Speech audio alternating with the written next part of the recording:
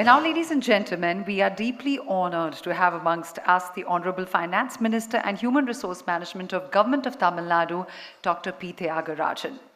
Talking a little bit about him, he has formerly worked for Lehman Brothers Holding Inc. as well as Standard Chartered Bank, leaving as Managing Director, Financial Market Sales. And I'm sure a lot of you know that he's a man of many firsts. Just to give you an example, while he was an MLA in Madurai for the first time, he did something that had not been attempted in the entire country. He got a camera connected to a police station installed at a bus stop for safety of women. Not just that, you could also access free Wi-Fi while at the bus stop for 20 minutes. A true visionary is here amongst us this evening, ladies and gentlemen. Let's welcome him onto the dais with a round of applause. The Honorable Justice A.K. Patnaik, Mr. D.P. Nagendra Kumar, former member for GST at the CIBC, the author of this wonderful book, there is Shailendra Kumar, ladies, gentlemen, my friends, thank you very much for inviting me to this very happy occasion and for allowing me to participate with such dignitaries in this book release. I'll start where Justice Patnaik started.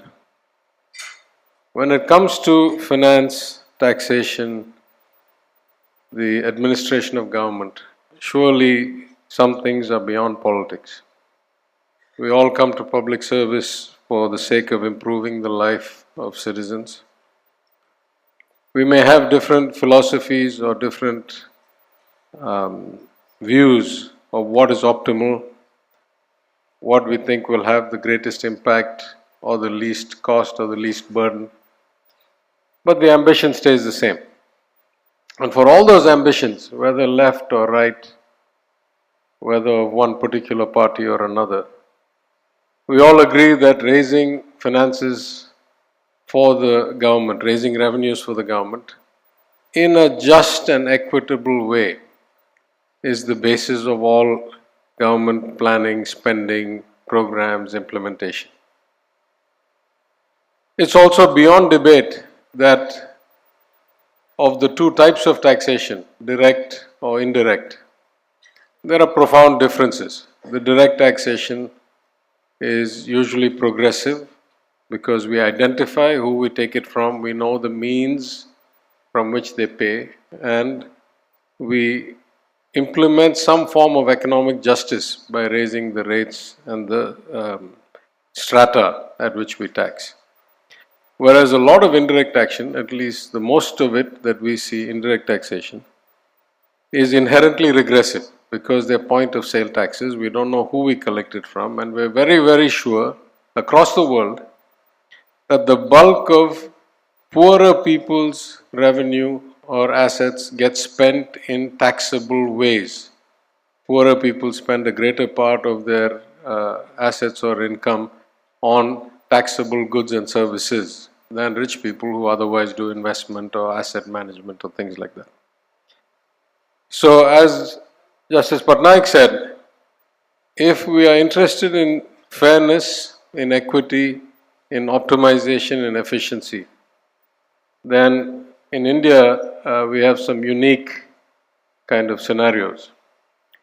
The first I'll mention in passing, though it's not particularly relevant today.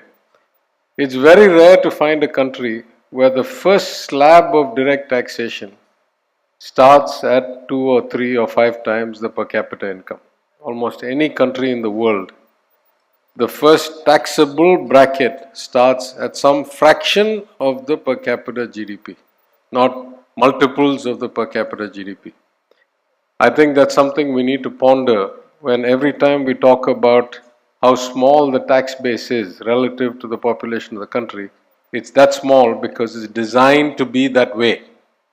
In every country, if you set the first slab at multiples of the national average income, that's exactly what you'll see. But what we're talking about today is the GST. And the GST affects everybody, irrespective of income, because every single person pays GST in some product or the other that they purchase during the course of their lives. In that sense, though it's only a 5-year scheme, it is ubiquitous and it is all impacting.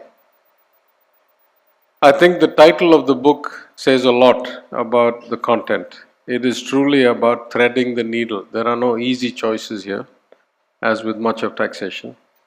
It is a question of optimizing in difficult circumstances. But I think the real kind of takeaway is the dedication of the author who has toiled through this without a break, despite getting himself affected by COVID, and by the quality of the work that has come out, the nuance and the kind of neutrality with which subjects are handled, as opposed to political or philosophical bias. I don't think it's often that you'll find books on taxation that include references or quotes from singers like Billie Holiday. So I think Shailendra Kumar certainly is a man of many talents and wide erudition. I think also that this is yeoman work, because it's hard for me to think of any other work of this substantive either scale or scope over the last 5 years. Of course, it is typical of the humility of the author that he should also, at this occasion, invite and honor somebody like Thiru Mukesh Patel, who puts us all kind of in the youth category once he says he has done almost 50 years of publication.